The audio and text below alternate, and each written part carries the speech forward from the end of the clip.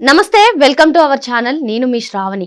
ఏపీలో ప్రభుత్వ ఆసుపత్రుల్లో అసలు ఎటువంటి సదుపాయాలు లేవు, ఎటువంటి మందులు అందట్లేదు, పేషెంట్స్ కి ఎటువంటి సౌకర్యాలు లేవు అని చెప్పి ఒక న్యూస్ అయితే సాక్షి పేపర్ లో వచ్చేసింది. మరి అందులో ఎంత మేర వాస్తవం ఉందో తెలుసుకునే ప్రయత్నం చేద్దాం. దీన్ని పూర్తిగా విశ్లేషించడానికి మనతో పాటుగా ఉన్నారు సీనియర్ పొలిటికల్ అనలిస్ట్ అరసమేలి శ్రీనివాస్ గారు. వారిని అడిగి పూర్తి వివరాలు తెలుసుకుందాం. సార్ నమస్కారం. సార్, ఈ రోజు నేను పొద్దున్నే న్యూస్ పేపర్ చూసాను సార్. సాక్షి న్యూస్ పేపర్ లో అయితే గత ప్రభుత్వ హయాంలో ఆ ప్రభుత్వ ఎవరైతే సీఎం గా ఉన్నారో జగన్మోహన్ రెడ్డి గారి ముందు చూపుతో అసలు ఆసుపత్రుల్లో నర్సుల కొరత కానివ్వండి, డాక్టర్ల కొరత కానివ్వండి లేదు. మందులు కూడా సకాలంలో ఎప్పటికప్పుడు పేషెంట్లకి అన్ని మందులు అందేవి. కానీ ప్రస్తుతం కూటమి ప్రభుత్వం అధికారంలోకి వచ్చిన తర్వాత ఏ ఆసుపత్రుల్లో చూసినా సరే మందుల సౌకర్యం కానివ్వండి, నర్సులు కానివ్వండి, డాక్టర్లు కానివ్వండి ఎవరు అందుబాటులో ఉండట్లేదు, ఎవరికి మందులు కూడా అందట్లేదు అనే వార్త అయితే చూసాను. ఈ వార్తలో నిజం ఎంత ఉంది సార్? ఇప్పుడు మీరు అవి ఎవరు చూస్తారా? మీరు అప్పుడప్పుడు చూస్తా, అంటే తెలుసుకోవాలి కదా సార్, వాళ్ళు కూడా ఏం రాస్తున్నారు. అంటే నేనైతే ఆ పేరు తలుచుకోవడం కూడా ఇష్టపడను. ఎందుకంటే మన మైండ్ పాడైపోద్ది, నెగిటివ్ మైండ్ సెట్ డెవలప్ అయిపోద్ది అన్నమాట. అలాగని చెప్పేసి మన వాస్తవాలను కూడా వక్రీకరించకూడదు, అంటే వాస్తవాలు చెప్పాలి, వాస్తవాలను విస్మరించకూడదు. అయితే ప్రభుత్వ ఆసుపత్రుల పనితీరు నిజంగానే నాసిరకంగా ఉంటున్నాయి, అది ఒప్పుకొని తీరాలి.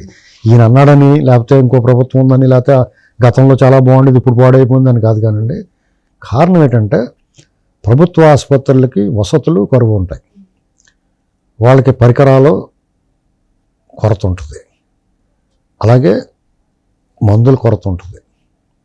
సరిగ్గా సక్రమంగా వాటికి శాంక్షన్ చేయరు, వాటి పట్ల నిర్లక్ష్యం ఉన్నమాట వాస్తవం. ఈ నిర్లక్ష్యం, అలాగే వాళ్ళకు ఒక ఉద్యోగ భద్రత ఉంది కాబట్టి అక్కడ ఉన్న పనిచేసే వైద్యులు కూడా ఒక్కొక్కసారి నిర్లక్ష్యం వహించడానికి అవకాశం ఉంది. అలాగని చెప్పేసి వాళ్ళు పూర్తిగా మనం తప్పుపట్టలేం. ఎందుకంటే మా చిన్నప్పుడంతా గవర్నమెంట్ హాస్పిటల్లో చాలా వైద్యం బాగా అందేది. ప్రైవేట్ ఆసుపత్రులైనా ప్రభుత్వ ఆసుపత్రులైనా చాలా బాగా వైద్యం అందేదండి. ఎందుకంటే చేయి పట్టుకునే జ్వరము, లేకపోతే ఇంకో రకరకాల చాలా రోగాలకి ఇప్పుడు ప్రతిదానికి బ్లడ్ టెస్టు, స్కానింగ్లు, ఎక్స్రేలు అంటున్నారు కదా, అవి ఏం అవసరం లేకుండానే రోగ లక్షణాలను బట్టి మనకు రోగ నిర్ధారణ చేసేవాడు వైద్యుడు. అతను ఊళ్ళో తిరిగి ఆర్ఎంపీ డాక్టర్ అయినా, ఒక డాక్టర్ దగ్గర కాంపౌండర్గా పనిచేసి వైద్యం చేస్తున్నా, ఇంజెక్షన్ చేయటం మాత్రమే వచ్చినా వాళ్ళకి కొంత అవగాహన ఉండేది. ఆ లక్షణాలను బట్టి ఆ రోగం ఏంటో అనుకుని దానికి వైద్యం చేసేవారు తగ్గిది. ఇప్పుడు కాలం మారింది, రకరకాల మనం తినే ఆహారం మారింది, కనపడని రోగాలు వచ్చేస్తున్నాయి, ఇలా చాలా ప్రాబ్లమ్స్ వచ్చేసి ఉన్నాయి. మరి ప్రభుత్వాలు ఏం చేయాలి? రాజశేఖర రెడ్డి ఆరోగ్యశ్రీ పెట్టి వైద్య రంగాన్ని మడతెట్టేసాడు. ప్రైవేట్ ఆసుపత్రులు పెరగాలి, వాళ్ళు పెట్టుబడి పెట్టి వాళ్ళ నైపుణ్యంతో వాళ్ళ మంచి పేరుతో వాళ్ళు అభివృద్ధి చెందాలి. కానీ ఆరోగ్యశ్రీ వల్ల వాళ్ళు బాగుపడతారు. ఏమండి, అదే సొమ్ము ఆరోగ్యశ్రీకి కేటాయించిన సొమ్ము ప్రభుత్వ ఆసుపత్రులకు ఇచ్చి అధునాతనమైన పరికరాలు సమకూర్చి ఇంకా ఎక్కువ ఆసుపత్రులు పెట్టి మండల కేంద్రాల్లో, మేజర్ పంచాయతీల్లో, మున్సిపాలిటీల్లో, రాజమండ్రి లాంటి పట్టణం ఉందనుకోండి, ఓ 2-3 పెట్టాలి.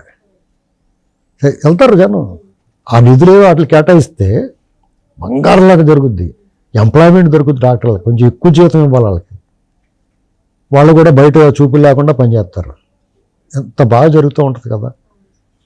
ఇదంతా వ్యవస్థత లోపం. ఇది ఆ సిస్టమ్ని సరిచేయాల్సిన అవసరం ఉంది. దాని దురదృష్టవశాత్తు ఎవరు దాని జోలికి వెళ్ళట్లా. 2014 నుంచి 19లో గవర్నమెంట్ ఆసుపత్రులను మెరుగుపరిచే ప్రయత్నం జరిగింది. ఇటు పరిశుభ్రం, ట్రీట్మెంటు, అధునాతన పరికరాలు సమకూర్చిన ప్రయత్నం జరిగింది. మీకు అప్పుడు కామినేని శ్రీనివాస్ గారు నా వైద్య ఆరోగ్య శాఖ మంత్రిగా ఉండేవాడు. ఆయన గుంటూరు గవర్నమెంట్ హాస్పిటల్లో వైద్యం చేయించుకున్నాడు. ఆయన మోకాలు చెప్పు కదా ఆపరేషన్ ఉంటే. అలాగా ఈ రాజకీయ నాయకులు, పేరున్న వాళ్ళు, బ్యూరోక్రాట్స్ ఇలా గవర్నమెంట్ హాస్పిటల్కి సందర్శించి అక్కడ వాళ్ళకైనా అనారోగ్యం ఉంటే అక్కడ చికిత్స చేయించుకున్నారనుకోండి, సామాన్య ప్రజలకు నమ్మకం కలుగుద్ది. ఆ డాక్టర్లు, వైద్యులందరూ కూడా బాధ్యతగా ఉంటారు, క్రమశిక్షణతో పనిచేస్తారు, బాధ్యతగా వ్యవహరిస్తారు. ఇవన్నీ మానేసి మీరు పట్టించుకోలేదనుకో, ఎవరు పట్టించుకుంటారు? ఎవరైనా సరే చిన్న జ్వరం వస్తే కూడా ప్రైవేట్ హాస్పిటల్ పోతున్నారు. ఇలా చెయ్యట్టుకు చూడకుండానే రకాల మీద 10 రకాలు రాసేస్తున్నారు వాళ్ళు. ఏంటి ఆ టెస్ట్లు అయినాయి, మీ జేబులు 2 జేబులు మీరు జేబులో చేయటి లోపల వాళ్ళు చేయటి తీసేసుకుంటున్నారు, అయిపోతాయి. అవి పట్టుకుని మళ్ళీ నిలబడాలి, అవి చూస్తారు, చూసిన తర్వాత రపరపరపరప పరీక్షల్లో పేపర్ ఆన్సర్లు రాస్తారు కదా మీరు, ఎగ్జామ్స్లో అలా రాసేస్తున్నారు ఇంత పేపర్ మీద. ఆ మందులు అవి పట్టుకెళ్తాం, ఆ మందుల షాపులు మనకు పనికొచ్చి పనికిరాని అన్నీ చేస్తారు. అవి వేసుకున్న తర్వాత ఎకారం వచ్చేసి మన పాటలు మనకి నాలాంటి ఇంకా సిక్కిపోతాడు, అది చచ్చినట్టు తగ్గుద్ది, దాని అంతటా తగ్గిపోద్ది. ఈ మందులు దెబ్బ తట్టుకోలేక బాబోయ్ నేను తగ్గిపోతున్నాను పోతే రోగం పారిపోద్ది, అది అలా తగ్గింది అనుకుంటాం. నాకు ఒకసారి చెవి ఇరిగిపోయింది, ఒక కార్పొరేట్ హాస్పిటల్కి వెళ్ళాను నేను. ఎవరో తీసుకెళ్ళిపోయారు మా ఇంటికాడ వాళ్ళు. తీసుకెళ్ళిపోతే నేను నన్ను తీసుకెళ్ళినట్టుగా ఏం చెప్పానంటే, వీళ్ళకి ఇతనికి విజిటింగ్ ఫీజు అంటే చూడటానికి కన్సల్టింగ్ ఫీజు ఉంటుంది కదా 100-200, అది కూడా నేనే కట్టానండి, ఇతని దగ్గర డబ్బులు లేవు పోమని చెప్పండి అని చెప్పాను నేను ముందే, ఎందుకని మంచిదని. అక్కడికి వెళ్ళిన తర్వాత ఆ డాక్టర్ ఏమన్నాడంటే, దీనికి ఆపరేషన్ చేయాలంటే చిన్నది, ఇప్పుడు తిరిగేస్తుంది కదా క్రికెట్ ఆడేసి ఇలా తిరిగేస్తుంది చెయ్యాలి, దీనికి ఆపరేషన్ చేయాలి, రాడ్ వేయాలండి, 1,00,000 రూపాయలు అవుద్దు 1,50,000 అవుద్దు అని చెప్పాడు. అప్పుడు అతను ఏం చెప్పండి, అలాగే ఇతని దగ్గర ఆ కన్సల్టింగ్ ఫీజు డబ్బులే లేవండి నేనే కట్టాను అంటే, సరే అయితే సిమెంట్ కట్టేస్తాను 25,000 అవుద్ది అన్నాడు. అంటే అది కూడా ఇంటికి వెళ్ళి చెప్పుకుని వస్తుండే, డబ్బులు కూడా చూసుకోవాలి అని చెప్పి వచ్చేసాం.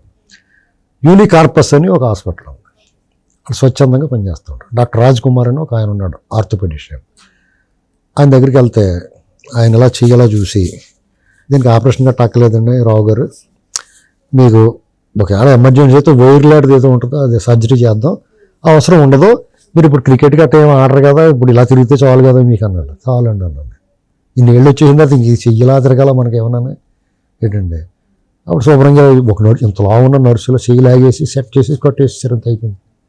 తిరిగి చెయ్య మరి దానికి నేను మామూలుగా ఇల్లుంటే 1,00,000 లాగేద్దిరా, ఇది ఎవరి తప్పు? కాబట్టి ప్రభుత్వ ఆసుపత్రిలోకి వెళ్తే ఈ చేయటం ఎలా కూర్చోవాలి 3 గంటలు. ఇది ప్రభుత్వాలు జగన్మోహన్ రెడ్డి దూది లేదన్నాడు, ఏం దూది నువ్వు ఏర్పరిచి నువ్వు దొబ్బేసిన డబ్బులు గవర్నమెంట్ హాస్పిటల్ కొంత చారిటీ చెయ్యి, నేను ఎవడొద్దన్నాడు. ఎంతసేపు తీసుకుంటమే కానీ ఇష్టం ఉండదా ఏంటండి? ఇప్పుడు ఏదో సినిమాలో మహేష్ బాబు అంటాడు, ఎంతసేపు మన ఎంతో తీసుకున్నా తిరిగి ఇవ్వకపోతే లావ్ అయిపోతా ఉంటాడు. నువ్వు తిరిగి ఇవ్వకపోతే నువ్వు దొంగిలించిన సొమ్ము తిరిగి పెట్టు. మీ దొంగల మూట ఆచారం ఒకటి ఉంటుంది, పెద్దలను కొట్టి గద్దలను కొట్టి కాకులు పెట్టినట్టుగా కాకులు కొట్టి గద్దలు పెట్టి దాని రివర్స్లో పెద్దలను కొట్టి పేదలకు పెడతారు, రాబిన్ హుడ్ తరహాలోనే. అది మోసమే, 1,00,000 కొట్టేసి 1,000 అడతారు. అలాగనే చేయాలి కదా నువ్వు. నిన్ను ఎవడొద్దన్నాడు? నీ కడప, నీ జిల్లా, నీ సొంత నియోజకవర్గంలో ఒక హాస్పిటల్లో ఉత్తునే చేయించు. మీ నాన్న రూపాయి ఆర్డర్ అని చెప్తారు కదా, నువ్వు దొబ్బేసిన డబ్బులు తలకో కంటైనర్ తలకో హాస్పిటల్కి పంపి రకరకాల మిషనరీలు పెట్టించేయి. దూదులు గీదుల గురించి ఎత్తుక్కోకుండా చూడు. ట్రస్ట్ ఏర్పాటు చేయి. ఇప్పుడు ఎన్టీఆర్ ట్రస్ట్ ఉందా? వాళ్ళు ఎన్ని కార్యక్రమాలు బ్లడ్ డొనేషన్ చేస్తారు వాళ్ళు ఏంటండి. ఎన్టీఆర్ ట్రస్ట్ బ్లడ్ ఇస్తారు కదా, బస్సు తారకంలో కూడా ఇలాంటి కార్యక్రమాలు చేస్తున్నారు కదా. నువ్వు ఎందుకు చెయ్యు? ఇది తెలుసుకోవాలి. ఎవరన్నా ఎదటోడి మీద రాయేసి ముందు అసలు నువ్వేం చేస్తున్నావు ప్రజలకి.